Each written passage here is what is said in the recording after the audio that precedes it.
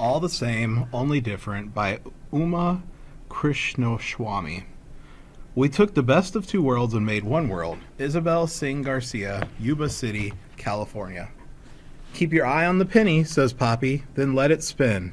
See, that's how we flipped coins when I was a boy in India. We played that game too in Mexico, says Mommy, kneading wheat flour into dough. I think everybody plays that game.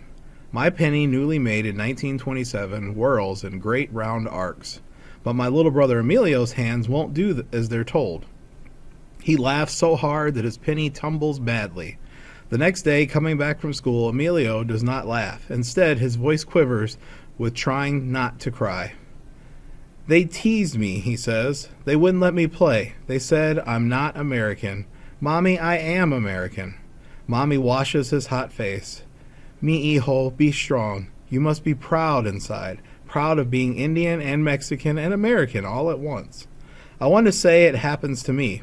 I want to say something that will bring my brother's smile back to his face. But my words are not strong enough, proud enough, so I keep them inside. My father's steel bracelet clanks against a glass of tea. Ting!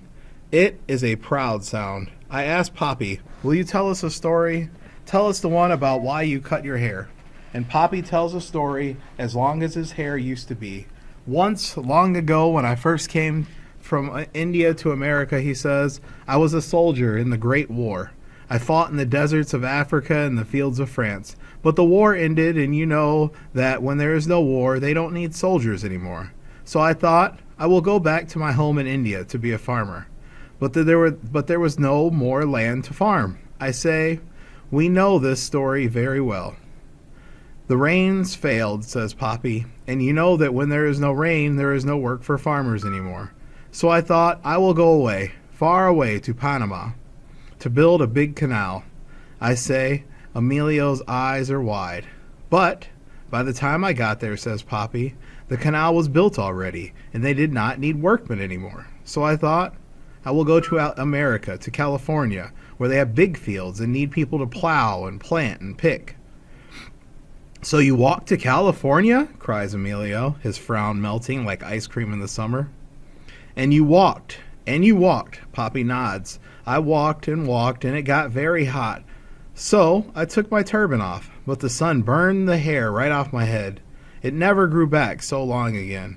It's a joke, cries Emilio. Poppy cut his hair so they'd give him a job in America. People didn't understand, says my mother, dusting flour onto a board. They wouldn't hire someone so foreign with a turban on his head. Poppy is not foreign, I say. He is our Poppy.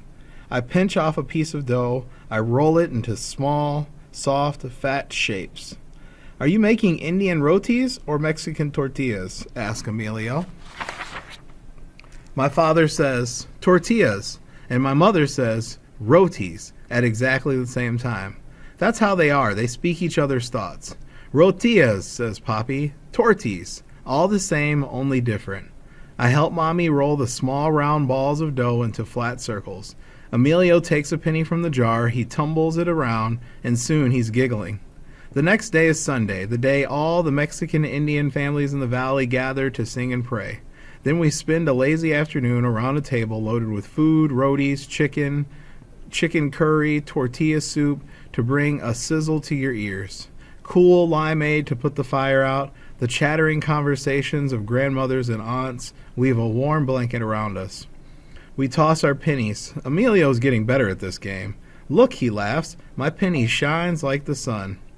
But soon Sunday is gone, and on Monday, when we come home from school, Emilio's laughter is gone too. Mommy sighs. She hugs him, but he rips away. Again I search for proud words, strong words. Again I cannot find them. But now an angry spark has caught fire inside me. It keeps me up at night. It makes my brain whirl like Emilio's penny. And in the morning, when Emilio stamps his foot and swears he'll never go to school again, I am ready with a story that has spun its way into my head. A story as long as Poppy's hair was, once long ago, when he first came from India to America.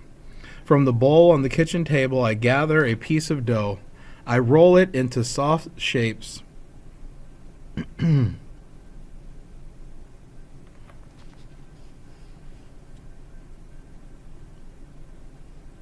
I roll it into soft, fat shapes. Here's a little piece of dough, I say, and it doesn't know what it wants to be. I don't know this story, Emilio complains. Of course you don't, I tell him. How could you? I just made it up. And I begin my story. The little piece of dough thinks, I'll be a loaf of bread, soft inside and crusty outside. Butter will melt on me. They will serve me with apple cider and ripe, juicy peaches. Emilio's eyes get round as pebbles. But though it tries and tries, the little piece of dough can't rise the way dough should for bread. Mommy, why can't it? It has no yeast in it, she says softly. I carry on. The other loaves of bread laugh at it. So it thinks maybe I'll be a tortilla, all soft and round with little brown spots. They'll roll me up and serve me with beans and salsa bursting with tomatoes and cilantro. Emilio's body trembles with listening. But though it tries and tries, the little piece of dough can't make a good tortilla. Mommy, it's too brown, she says, with not enough salt. I continue.